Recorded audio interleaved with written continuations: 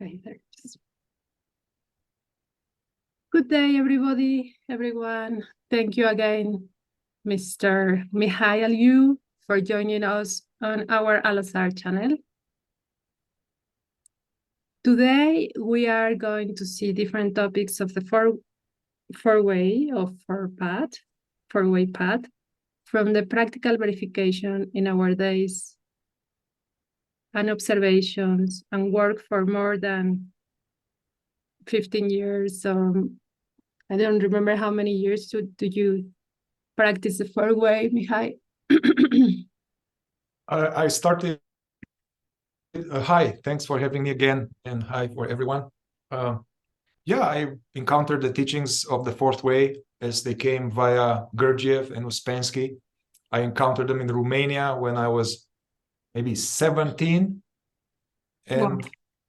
I focused on it until about 33. Nice. And then I went to some other teachings, but then I returned. I will return periodically, and somehow was there. So my favorite path, so to say. Yes, so I want to begin with this quote from Ouspensky, because I hear many videos from you that you are working now with the four-way and you're working with self-remembering. So I like this quote. We come to the conclusion that we must remember ourselves. But we can remember ourselves only if we have in us the energy, only if we have in us the energy for self-remembering.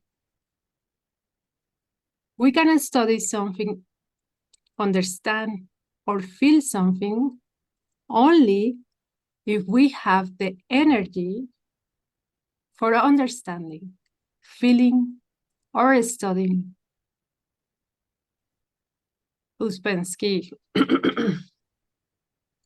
So now I'm going to tell our friends a little bit about the history of the four-way, or how I see it, or how I learned it, how I interpret it that way. So what I understand is a four-way is a tradition that is very old, before Gurdjieff, actually.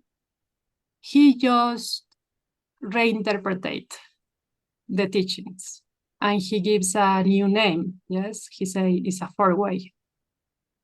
But actually, the four-way is going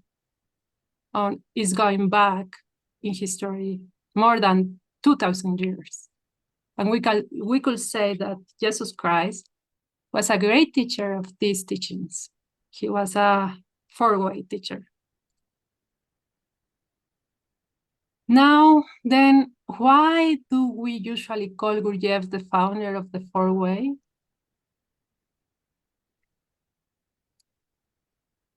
So four-way, what is four-way in reality? It's magic, it's for wishes, it's for governments, it's for dominate yourself, can be for both.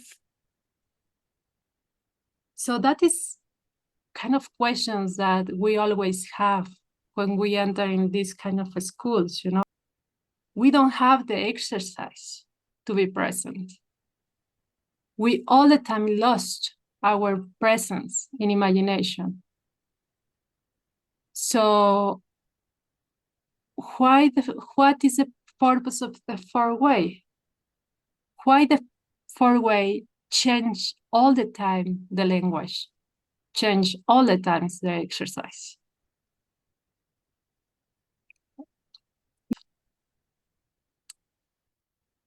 And we can transcend our negative karma through the exercise and through self-remembering. The question is how, always, yes? How we do this.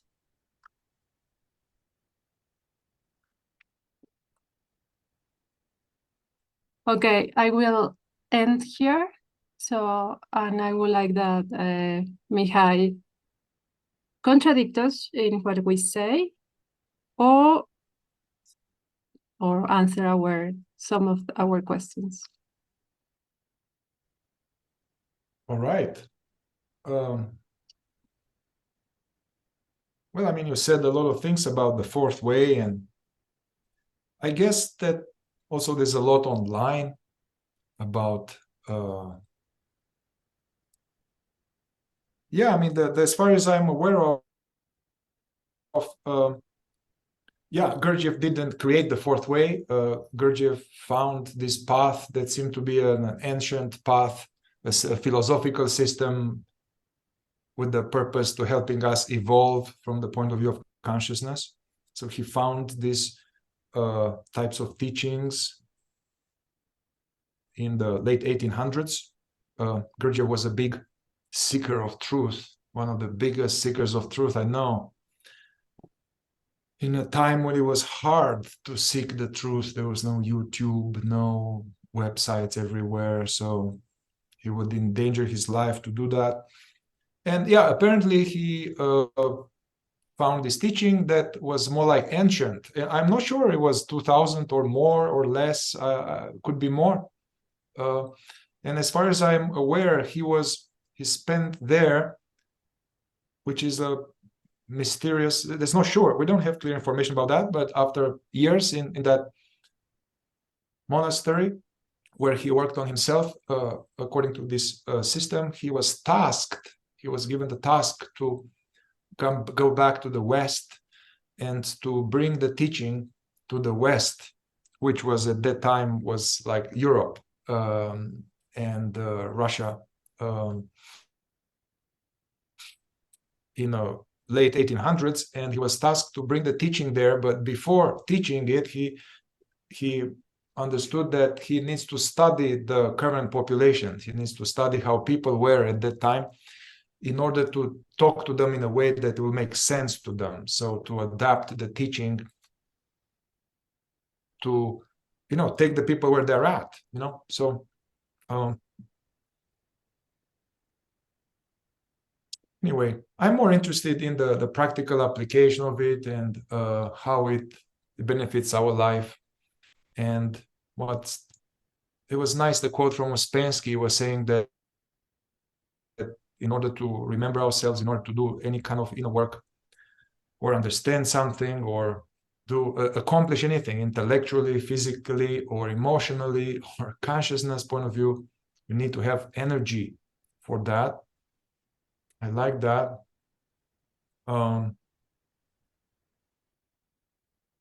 In the fourth way, the idea was that we take energy, our body mind, our avatar, or as they call it there, the machine. Nowadays we can call it a biocomputer. So the biocomputer is receiving several types of food to keep it alive, like food, drink, air, and impressions. These were like the several types of food. And the machine, the biocomputer, is like a factory that is designed to take that raw material and transmute it into energy that we can function, as well as it has the possibility of taking that food, water, air, and impressions to activate our higher consciousness possibilities, so to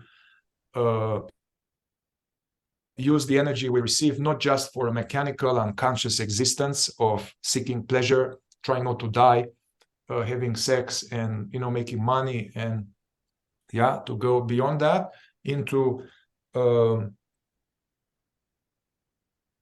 going to higher states of consciousness where we have more clarity around who we are, what's the role in the universe we have, what's the meaning of our life, and how to transition from being an acorn to become an oak tree. Or in the fourth way, this idea that we are in a prison, metaphor of the prison, which appears in Plato's allegory, We are in prison, and it's a maximum security prison that is so strong that the prisoners don't even know that they are in prison. That's the ultimate prison, when the prisoners don't know that they are in prison. So the fourth way was a map to help us get out of prison of sleep or unconsciousness, suffering, sense of separation.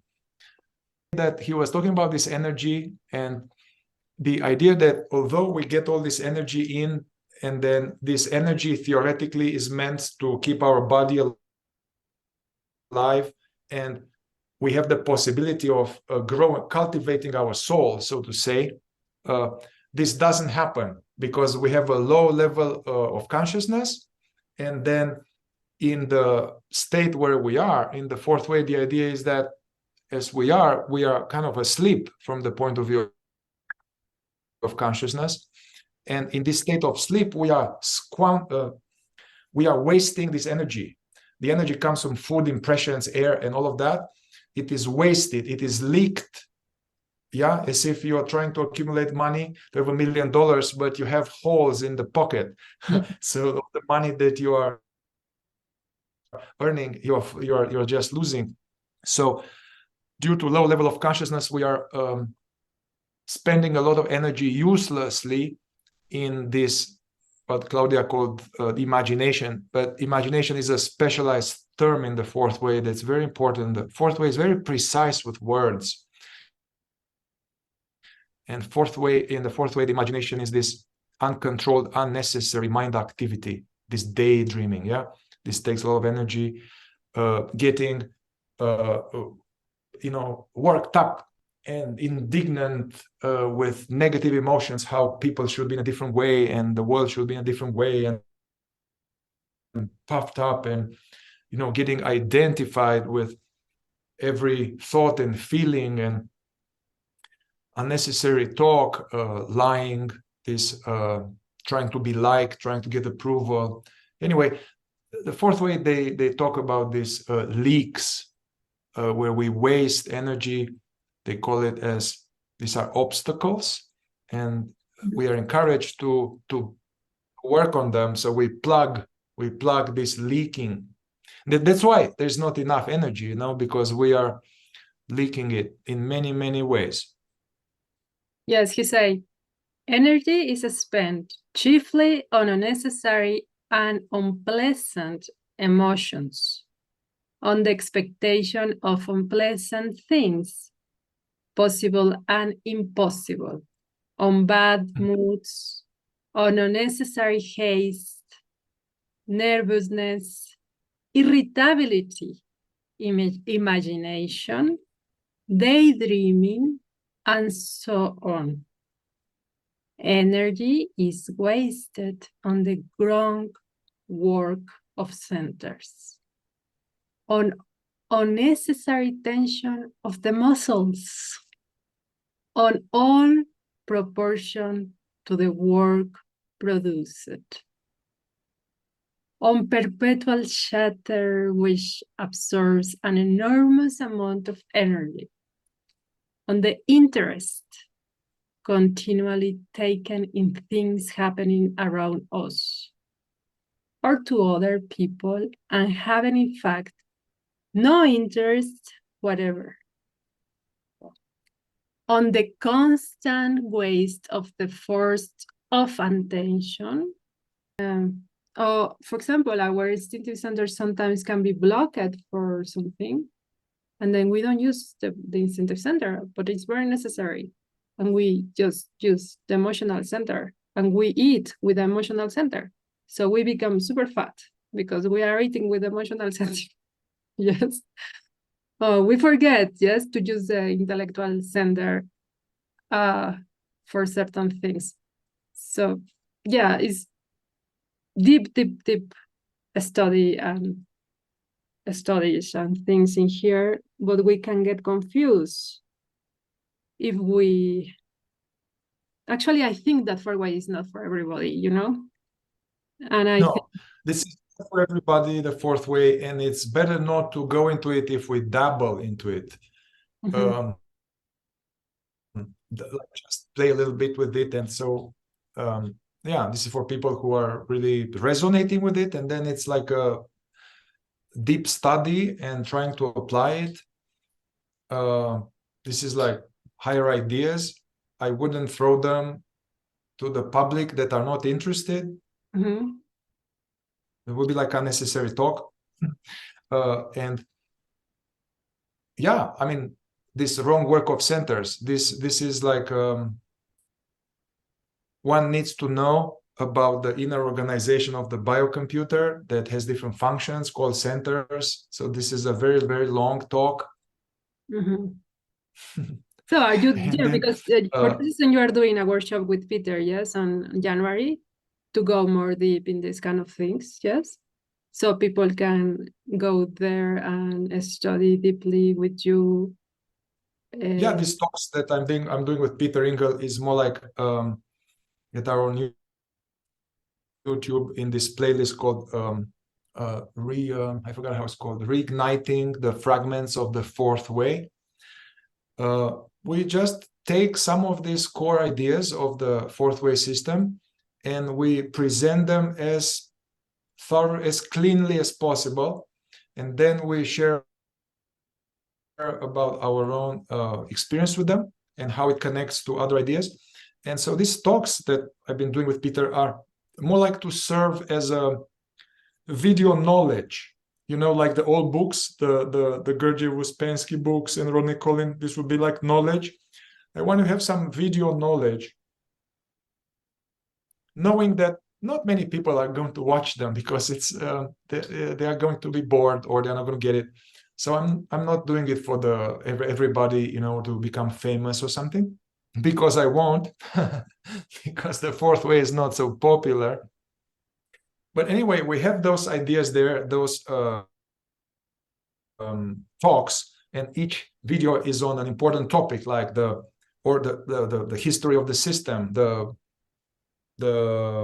four states of consciousness, the lower centers, the self-remembering, self-observation, the obstacles to consciousness, and so on. We are going to have that as a video in-depth knowledge for the people who are going to come. But just watching this video is not enough. The idea is that we are going to meet with people and just delve each week into one topic. There will be exercises and questions and answers and homework, and you know, we'll go deeper into that.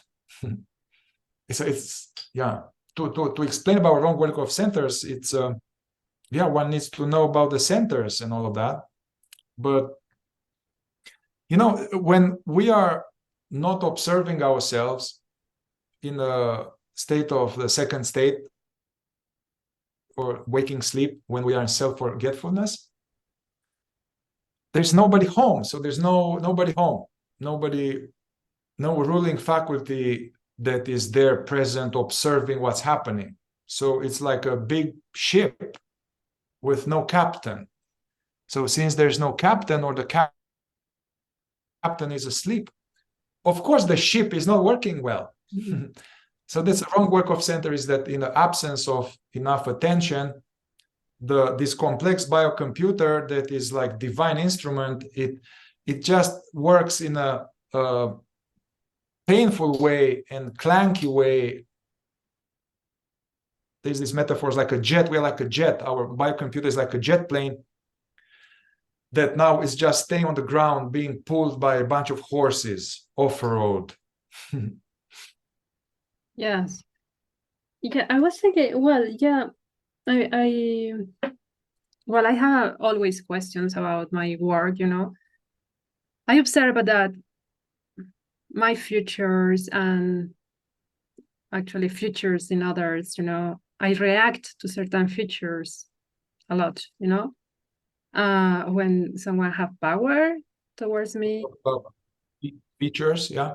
Yeah. Mm-hmm. When someone use powers with me, power, I completely run away, you know. It's like or paralyze or like go. I don't know what this have to be, because I know that I have power also, you know, but my power is super suppressed, you know. It's like because Would you like to explain to our audience what you mean by power feature or something? Yeah, I don't know if people well, understand what this. what I understand about in order, like what I observe in power, in order, my power feature is that is something that try to control everything around, you know, mostly using words and using moving center or using the intellectual, but use like words, you know, with others. You have to do this, like this. And I mean, all the time, and with yourself also, the power is inside yourself. I mean, I close my hand like this and I make a fist because I use my power to control that my hand doesn't shake. Yes. So I am using my power. I don't want to shake, so I use my power. And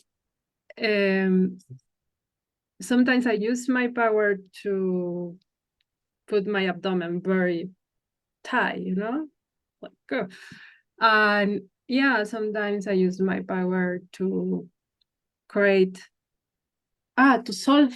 Well, I don't know if that is power, but to solve Sudoku, to go in attention, you know, because sometimes I observe that I am so much in my imagination that I need to have attention, you know.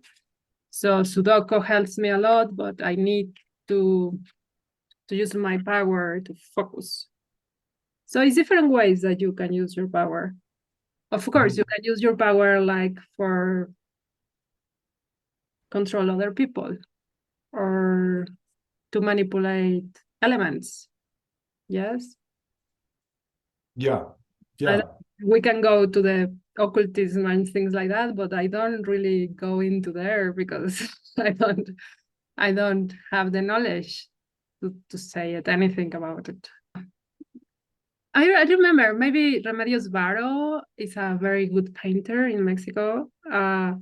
She has some representations of the esoteric knowledge because she was like a student of Gurdjieff, and I think yeah, and so her paintings are like amazing, you know.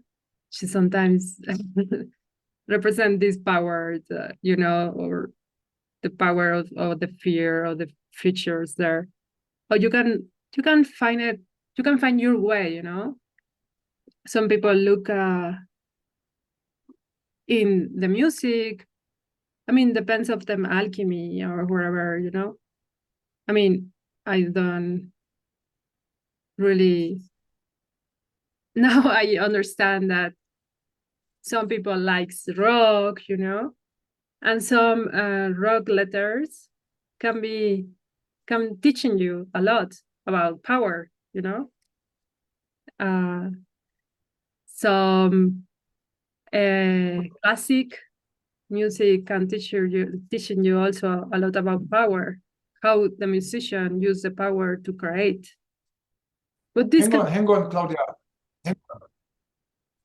Chief feature in the fourth way is a specialized term which is referring to where our false personality is the most mechanical and some deeply entrenched pattern of being unconscious operating from the ego in a certain way. That's what chief feature is, where we are most asleep. And then I guess in the school where we went, there was this as if there were just 6 or 7 chief features. Although Gurdjieff was not quite talking like that about chief feature, he was kind of give a customized kind of pattern that you have. But anyway, you're talking about power feature. This is this tendency in some of us. It's a mechanical tendency to like being bossy, telling people what to do, trying to control other people and control the environment with a more like forceful influencing others, and even maybe being a little bullying, or anyway, a little walking over people. And it seems very beautiful how you said that thing. Actually, that's very interesting, that the power, so the shaking, which could be insecurity, vulnerability, fear, insecurity, and then that's uncomfortable, so then I'm going to make a fist to be strong. But that's I'm trying to be strong, to control, to adapt to my feeling fear and vulnerable. So yeah, so this usually this tendency of power feature comes from, it's like a strategic, like a strategy to feel I'm in control, when actually we are never in control of anything. So it's a total imagination, and it's normal when somebody has a power feature like that, bossy, and comes towards you. Of course, it's unpleasant, because it's like disrespectful in some way, and intrusion, So it's normal. We are kind of, a little. We don't like that. Also, if I have power and somebody else has power feature, then my power feature wouldn't like that, Yeah. But if you learn how to deal with power, and you have power, and you are like, so you do things, to repress your power, and then sometimes it's becoming an illness. In my case, I realized this become like a kind of epilepsy, a kind of shaking, or a kind of, I prefer not to fight with people, or so I go unconscious, or I shake, or unconscious, like go totally unconscious. So one can understand their own illness when we understand our deep features, yes, our mechanics, and what is controlling our selves. For example, I guess I didn't know so close Hitler, but what I read a lot about him is that he have this lunatic feature, yes. So he take to the extreme certain things and certain ideas. Well, let's not speak about Hitler. Let's speak about Germans or cultures. Speak about what? Germans have this lunatic feature, or maybe some. So what happened with lunatic is a very good feature sometimes, if you know how to use it. But if you don't know how to use lunatic, can take you to a very negative place, yes? So let's say, what's the negative place? I disagree, respectfully disagree. Yes, These really? these are features. These features are when we are most asleep. No, okay. Okay, so then we have a different conception, interpretation of the features. Oh, yeah, totally different. Mechanical behavior when we are most unconscious and identified. And lunatic, as far as I'm aware of, it's like some tendency to go very deep in things that don't matter. Oh, okay. So you just think that lunatic can go just deep in something that doesn't matter, and that's it? I mean, lunatic can also go deep into the work and awake.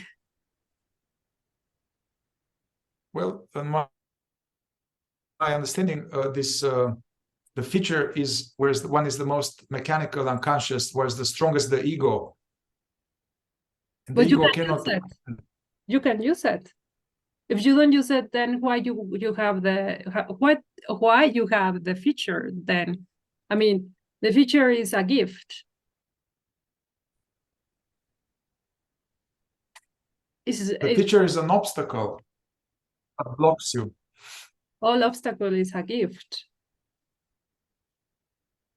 Sorry to contradict. No, it's fine. I welcome debate. Yeah.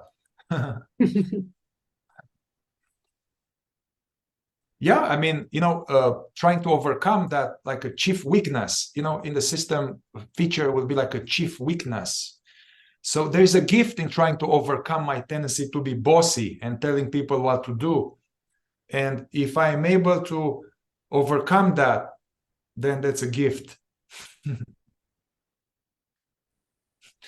If I'm able to overcome the tendency to be hyper-focused on things which don't matter, that will be helpful. It'll be a gift. But I think you are referring to that, chief feature is like some tendency of our essence, some peculiarity of our essence type, which in sleep, it becomes a chief weakness. However, there is a tendency there that actually could be a quality. Mm-hmm. Yeah. So let's say, yeah, but so in essence, it's a particular quality, like a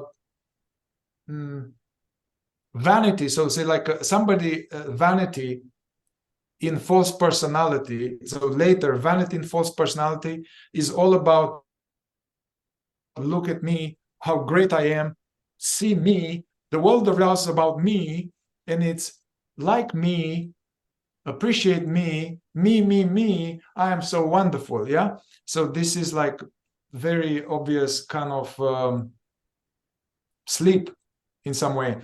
However, in essence, that vanity could be seen as a tendency to excel, to do things well, to Yes. cultivate, to reach a mastery. Yes, because we can see this in animals, no? I mean, they have these, you can say it, forces. The peacock. You remember the peacock? Yeah, I You remember. say, Yeah. look at me. Yes. And open all this feathers Yeah. and say, look at me. Yes.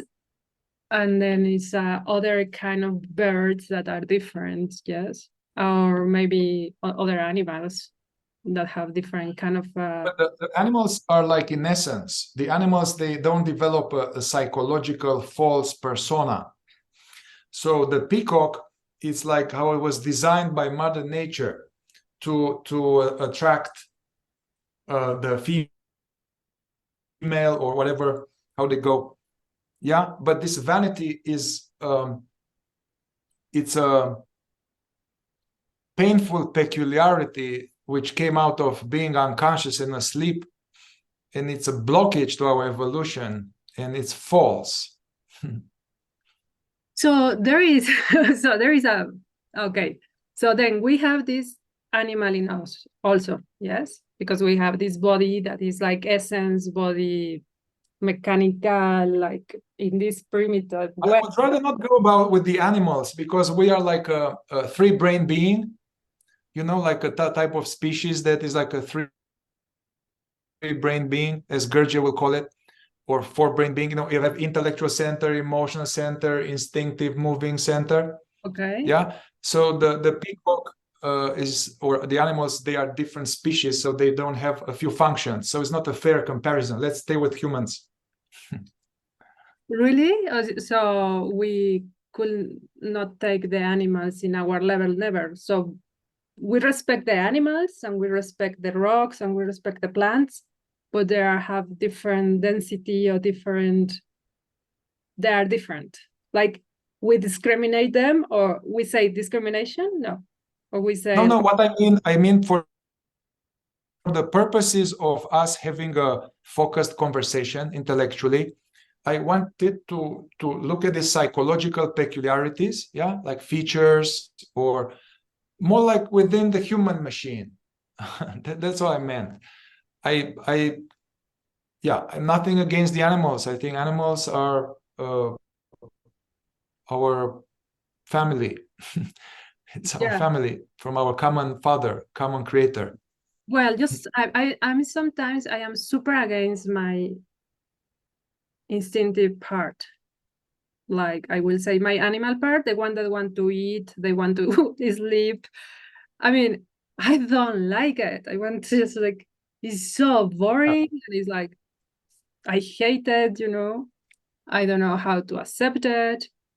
It is just my vanity, yes, or because sometimes I feel like my vanity, because it's only mine, it's not yours, it's not mine, take me to the fourth way, yes? And only people that have vanity are in the fourth way. This is what say a friend. I'm not sure about it. I didn't verify yet. So I don't know. I know that this conversation doesn't make so much sense for many people, not even for me now. I have something prepared. I have different things. But okay, so I just wanted to ask certain things. I asked certain things in the beginning, about features and about fear. Yeah, let's go. Let's do it. Trump, but so you just, I don't know if you want to begin. I mean, I understand that fear can lead you to do things that are actually going with fear, yes?